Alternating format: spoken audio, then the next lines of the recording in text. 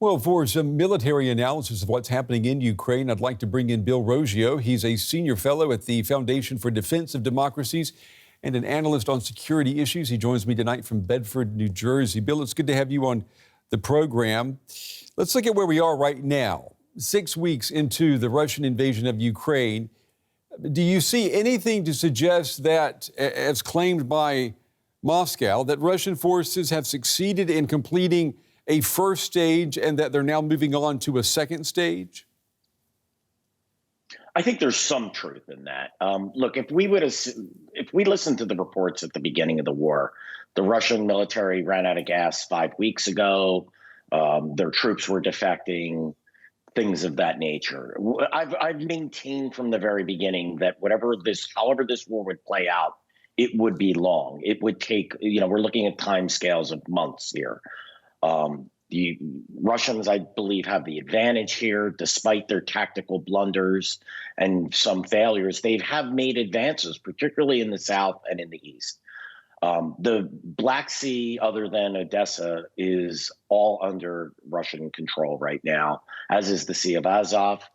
The Russians have made significant advances in the Donbas region. And I think that's the real, I maintained, again, from the beginning of this conflict, that the Russians, if they can cut off the Ukrainian troops, and I've read up to a third of the Ukrainian military is based on that front in the Donbas. If the Russians can encircle them, and that is what they're working towards doing, then that would effectively demilitarize the Ukrainian the government.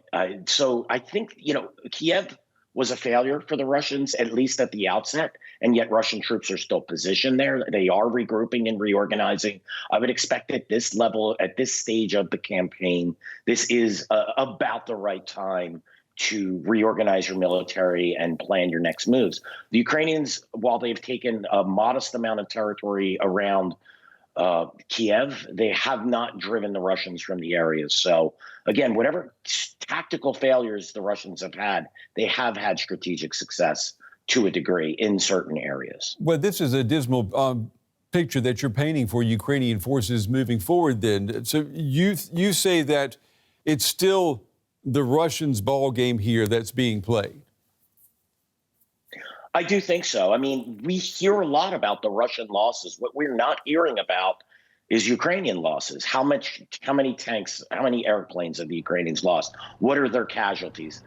I think the numbers that we're hearing on the Russian casualties, I think they're taking significant casualties, but they're estimated to have about 200,000 troops in country. If they lost 40,000 troops killed and wounded, the majority of the Russian forces there would be tasked with evacuating those casualties. So, what we're experiencing right now, and it's giving us a skewed view of this conflict, is a very effective information war being waged by the Ukrainians. I agree. I mean, if I was the Ukrainians, I would be doing the same thing in order to boost morale and try to get Western countries to continue to contribute to the effort. Mm-hmm. But if there was a ceasefire today, the Russians would have to leave the environs around Kiev. They surround several major cities. They control a significant portion of Ukraine. And the Ukrainians would have to make significant concessions to get the Russian troops, say, out of Kharkiv and Ukraine to leave. They're probably going to have to cede large areas of the east and the south. Bill, I want to get your reaction then to what we heard today from Jeremy Fleming, the head of the UK's Intelligence, Cyber and Security Agency, the GCHQ. Take a listen.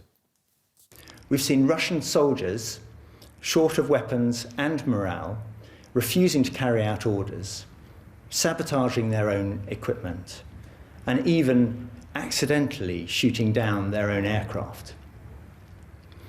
And even though we believe Putin's advisors are afraid to tell him the truth, what's going on and the extent of these misjudgments must be crystal clear to the regime. So he's painting a much dire picture for the Russians than what you are intimating, Bill. I mean, what do you say to that?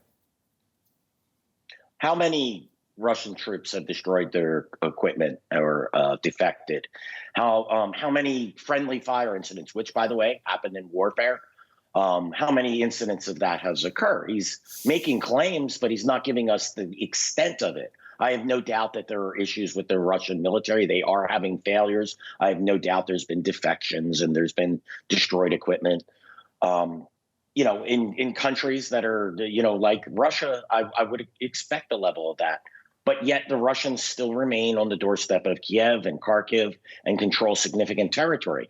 Again, it gets back to, we heard how many months, well over a month ago, the Russians had run out of gas and their logistics don't work. And yet they're still parked in many of the same positions where they were 5 weeks ago.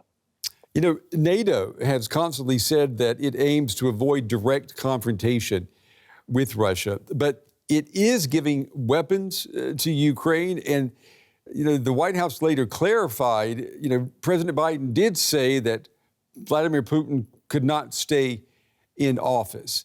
I mean, how long do you think the West can keep up this tightrope act? Yeah, this is the real question. Whose time is time on the Ukrainian side and the West side or the Russian side? I don't think sanctions have worked the way the West state actually thought. The ruble is back almost to the pre-war value. I realize the Russians are doing a lot to prop it up.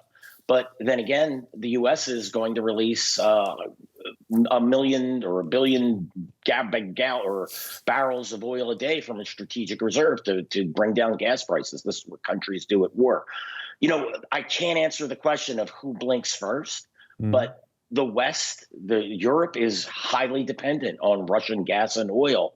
When do they tire of this conflict? When do the Ukrainians begin to tire of their cities and towns being destroyed, of 1/11 of their country of their citizens have fled the country, and another 6 million are internally displaced? I saw over a week ago, it was estimated they've lost $63 billion in infrastructure. So, I'm not saying this to be negative towards the Ukrainians here. I'm saying we're getting a very skewed picture of this war. There is negatives and positives happening on both sides. The Ukrainians have fought valiantly. They fought better than anyone thought they would, and they're holding the Russians back.